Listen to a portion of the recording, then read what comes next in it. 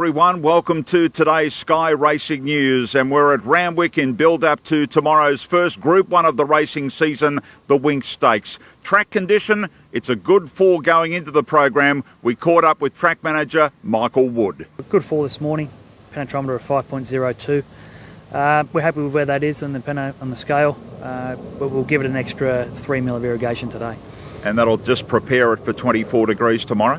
Yeah, exactly. It'll just maintain that and probably give it a little bit of extra cushion there for all horses tomorrow. So that's Michael with the latest on Randwick, a 24-degree day coming up tomorrow for the Winx Stakes. And in the Group 1, we're seeing the return of many horses, but I guess the favourite horse is Happy Clapper. And in some way, the punters are starting to rally to him. He's starting to firm up through the markets, which we'll update in just a moment. But while many were disappointed by Happy Clapper's second trial when he was put under the whip by Hugh Bowman over the concluding stages behind a group of horses, Hugh Bowman got off that morning and said it was a lovely trial. The horse has been well prepared. He was beautiful in action. He had a gallop on the Kensington track here at Randwick on Monday. And according to Pat Webster, Happy Clapper can't be faulted going into his first up run this preparation. The market has Avilius the favourite, but Happy Clapper earlier in the week was $6 and is now $4.20 with Tab.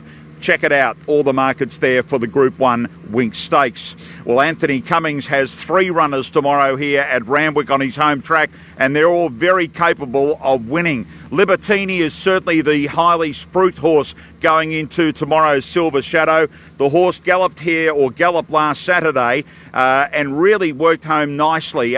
Took the freshness out of the horse, was quite fresh going into it, but the way that the horse worked through that gallop is absolutely spot on now. Ready for 1,200 metres, is a raging favourite to win the race at around $1.70, ahead of the Godolphin horses, Flit and Tenley, and Let It Pour is there at double figure odds. Anthony Cummings outside Libertini has Baller and Missy has excellent hopes here tomorrow at Randwick.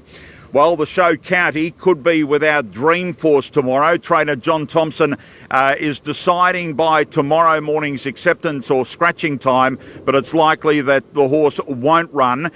Just thinking that the 60 kilos and barrier 14 is going to be too much for the horse first up when they've really got the aim of lining up in the Epsom come October. So it's more likely that Dreamforce will not run tomorrow. We know, it's an $11 chance at this stage, but unlikely to run, and probably will barrier trial on Tuesday and go to the tramway first up.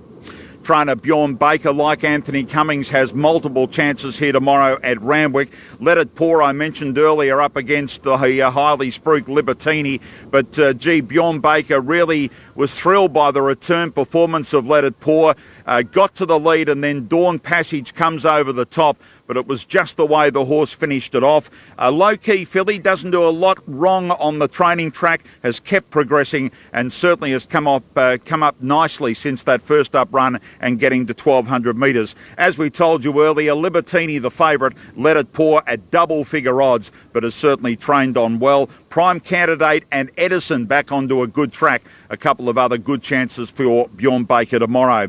And earlier today at the Warwick Farm Trials, we saw Tab Everest contender in Parata go around in a barrier trial over 1,000 metres.